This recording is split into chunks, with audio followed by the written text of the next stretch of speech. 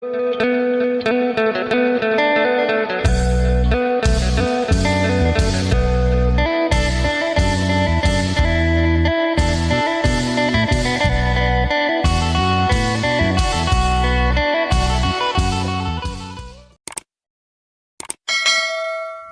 สบายดีและสวัสดีพ่อแม่พี่น้องFCกันมือสุขสุคนว่าทางฝั่งลาวทางฝั่งไทยหรือต่างประเทศยินดีต้อนรับเข้าสู่ซองบาทชะมัมอีกแล้วตอนนี้ก็อยู่ที่กระต๊อบน้อยมุงผักพอเท่าไม่เท่าเป็นนอนเวนเย็นดีเนาะไม่เท่าเนาะมันมีห่มแน่นี่บ่บักดอกอันนี้บักอยู่ตัวทางหน้าพุ่นพอมันก็โดนก็หุ่มมันหุ่มแบบนี้นะเฮ้ยบ่ได้เอารถเขาโดยพักเที่ยงโอ้ไม่เท่าชิเมื่อบ้านเนาะนอนไม่พอเท่านอนแล้วนะเมื่อยนอนละก็ได้บ้าตัวนึงนี่ก็บ่ายโมงแป๊บเดียวเนาะแป๊บเดียวก็ฮอดข้าวน้ำซ้ำปลากินอิ่มแล้วเมื่อไรเนาะไม่เท่าเนาะ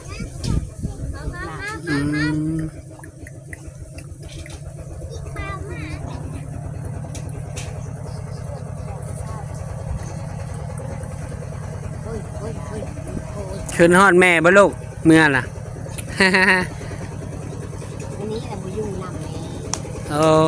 อันนี้อยู่หน้ามือได้พอได้เอาน้อง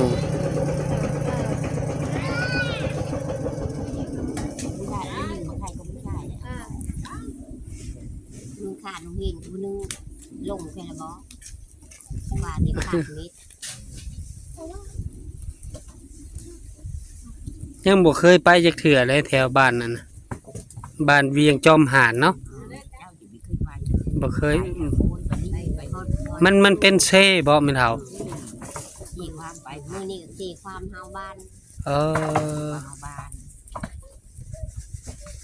ตีจำพรเซจำพรเนาะบ้านเวียงไส้เดี๋ยวนี้กูจุ่มแล้วดิไปทางแก้งกอกบ่นักกุศลกายหน้าแผกบ่กายไปทางหน้าแผกกันบ่โอ้ไปกายไปอีกนักกุจานพักขญาน้องเดินพักขญาน้องเดินนี่คือผู้อาจสะพรบ่ได้โอ้กายพุ่นผู้อีกหน้าปอดเนี่ยย้อนฮอดบ่คือโลกคนละเส้นทางโอ้กายก็ดินไปน้อยกายก็ดินไปละห้อนบานโอ้ไกลเลยไกลตะกี้น่ะมันเป็นนุนทางแดงเลยแต่เก่านะทางแดงกับไม่ได้เป็นลุกเป็นเอไปหลายเธอหลายรอบแล้วล่ะไปไทยจะไปเถอะอ๋อโดยเอาเรื่องอันยาที่กระถินไปตะกี้น่ะไปอันนั้นไปเคินบ้านนาแดงบ่อีหยังก่อนบ้านปลาผานะ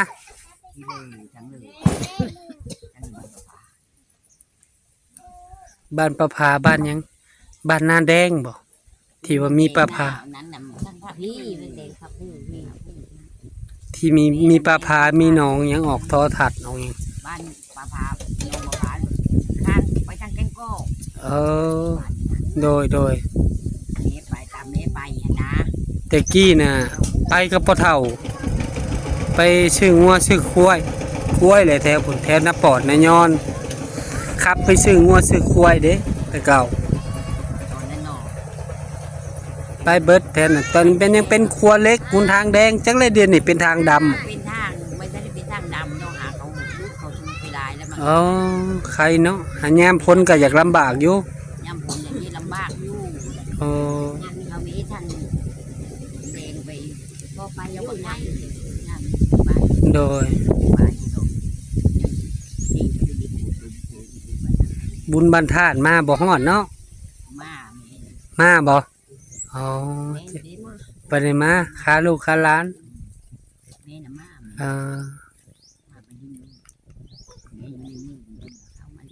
โดยอยู่แถวบ้านกับปลูกมันเนาะเห็ดมัน ได้มันเป็นนิ่มตาย มัน อ๋อ มันทุนลายมันสิจะเป็น โดย มีแนวเขาเงินหาคำ อยู่บ้านนอกหะดีแบบหนึ่งเด้จริงใจดีสาหาไปอยู่บ้านนอกบ้านนาไปซื้องัวซื้อครัวโอ้ยกินข้าวน้ำแน่มากินข้าวแน่กินข้าวนำกันเขาก็แต่งผ้าขาวผ้าหน้ามากินเลยได้บ่กินก็บ่ได้เด้ นึงมันเนาะ อืม มือเป็นอันนึง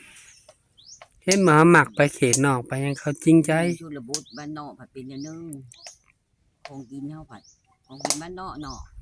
น้ำหมักแบบนั้นแหละลวกผักหอยปูปลาปิ้งปลา พักเจ้าต้มหอยจ้ำแจ่วมะกอกมะลือไป แม่น พักมา นึ นึ่ ง ง บ้านนอก ของพ่อเฒ่าเฮาก็ลาวเทิงคือกันเด้ เออ บ้านลาวเทิงบ้านนากอยนากอยโคกนี่เด้แล้วก็ก่อนสิฮอดดงเห็นนี่ เฮาน่ะเป็นคนไทยเหนือพุ่นพ่อเฮาเป็นคนนั่นหลวงพระบาง แม่เฮาแหละลูกพ่อเฒ่าคิดนี่พ่อเฮาเป็นคนไทยเหนือเป็นทหารน่ะเพิ่นเสียหลายปีแล้วเพิ่นเสียตั้งแต่2007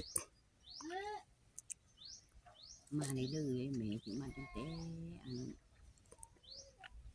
แม่เท้าตรงอันอยู่รักทิพย์มันดีหลอมนะ โดย ตอนที่ลูกเรียนอยู่ฮัน โดย เป็นเอาพระเท้าคู่นี่ดิ โดย พระเท้าคู่นี่แหละจับเป็นนั่นเลยคือคลายเม็ดดินดอนเฮิรนชาติดอนนั้น อ๋อ ขึ้นมาทางดินเนี่ยเป็นซื้อดินซื้อเฮิรนซื้อตอนนั้น โดย ก้อนจะได้อันแม่เท้าคู่นี่ อ๋อแล้วก็มีดินหลายอยู่แต่เก่าแล้วบ่อยพัง ปัวไอ้นาเบิด คนตลาดลูกนี่กาอีพี่ลงมาจังดินนั่นแม่นะมาดินมายามมาดินมาตลอดได้ โดย ตอนเป็นลูกเราที่ชองนะ อ๋อ เม้นก็ตอนนี้มุงเมงเพิ่งขายแม่อันแม่อันนี้นะ โดย ขายจงเม็ดนี่นี่โบอันอีอันหน้านี่ไปทุเม็ดแม่นี่แหละผ่าไปเธอแม่ไปนะแม่ในยาได้ไป เป็นหยังถือเครื่องเขาบ่หรือในใดถือเครื่องเขาเนาะ เป็นชาวกับแม่เป็นปูพื้นตะเก้าแม่มา อ๋อ แม่เนี่ยมาดู โดย มาแล้วก็ ว่าที่ใดนั่นพี่คุยพี่มีว่าเขาเลย มาดินมา อ๋อ คุยแล้วเบ็ดอยู่เอาน้ำเขามัน อ๋อ มา เป็ เป็น น การ ล เป็น ม มี มา มา โดย มันเป็นกระบี่ล่มอะไรนะมีคุณอยู่ที่บ้านนั้นเห็นเนี่ยพอเท่านึง โดย ดังเลยแล้วมาเอาเมย์อยู่ให้แล้วพอเท่าพวกก็ลืม ดนนั่นเนาะ ใช่แล้วล่ะหลานนั่นก็ดิ้นผู้นี้นะ โดย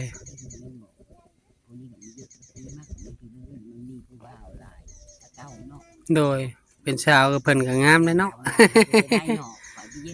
ไปดีเลอะอันเลอะผู้อยู่บ้านนั่นน่ะ โดย ไปดิ้นแล้วก็เอิ้นกับบีฮานแล้วมีเรื่องนั้นดอกเลยเป็นนอนแล้วก็กินเฉพาะเท่าเรามานั่งอยู่ตัวนานะ โดย ก็เลยเป็นชาวเวอร์ชาวาเป็นลึงลังแล้วมัน เป็นผู้เดียว ผู้โย ผู้ ม เดียว ก็ ผู้เดียว เยอะให้ อื ไป มโดย ไปปูมันจะคือเดี๋ยวนี้ได้ โอ้เดี๋ยวนี้ปกติเนาะ ปกติก็มีปันเลย มีฮุกได้ มีปกติเดี๋ยวนี้มีปกติไปปูพี่นะไปดำเมพี่นะ โดย ไปนอนอยู่บ้านนาเฮิร์นแล้วก็ปูหมอนี่ว่าจะคือชุมมามัดมือมัดนี้แล้วมัดตีนมัดมือแล้วก็นอนก็เอาที่บักขับเป้าของอยู่ โอ้โห ก้าวมากันอยู่ไปคือไปยักไว้ อ๋อโดย แม่นี่เราไปนะไปปูความรู้อยู่ความนอนมาเฮาเม็ดคืนอันมาเฮาอยู่เฮิร์นนอนจักมาเฮาเลยเรานอนก็ไปได้อันไปทางนี้ โดย เขาจับไปอาบน้ำจนมีเจ้ามันอาบน้ำเจ้ามันอาบเจ้าก็ดาวเปิดนี่แล้วมันอยู่สบาย โดยเอ้าฝากพ่อๆแม่ๆเป็นกำลังใจแม่เฒ่าเด้อเดินทางปลอดภัยเด้อแม่เฒ่าเด้ออยู่ดีมีแฮงตอนนี้ก็ดีใจแหละเห็นแม่เฒ่าหักแพงกันเด้อแม่เฒ่าเด้อฝากพ่อๆแม่ๆเป็นกำลังใจครอบครัวบ่าวจะมั่มและแม่เฒ่าน้องแม่เฒ่าคำทุกคนอยู่ในที่นี้เนาะ โดย ข ขอบคุณพ่อๆแม่ๆ FC ทุกท่านที่เบิ่งคลิปบ่าวจะมั่มแต่ต้นจนจบโดยบ่ขามโฆษณาเพื่อเป็นกำลังใจบ่าวจะมั่มเฮ็ดคลิปใหม่ๆออกมาให้พ่อแม่พี่น้องได้รับได้ชมขอให้พ่อแม่ FC